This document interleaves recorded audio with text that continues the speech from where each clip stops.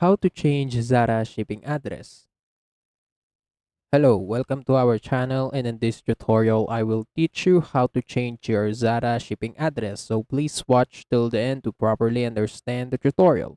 And if you guys are wondering, you can check out the Zara website using the link down there in the video description below. So without further ado, let's get started. So right here on the Zara dashboard, you can click your profile right here in the top right corner, and after you click that, you will see this purchase profile and settings options, and we just need to go to the profile, and under profile you just need to go to the addresses, and right here if you click that, this page will appear and you can add your address right here. And if you previously added one, you can also edit them right here. So me, I'm just going to add a new address, and I will provide my name, my surname, and also my, of course, my address. And yeah, that's it. So after I input all of this one, I can just click save, and yeah, this shipping address will automatically save right here on the list. And as you can see, I can also edit them by clicking the edit button right here on the right, and it will take me back right here so that I can edit again, or I can change something again in my address. And yeah, that's it. That's how you can change your Zara shipping address. And also, that's it for today's tutorial. And if you want more, please like this video, subscribe to our channel, and see you in the next one.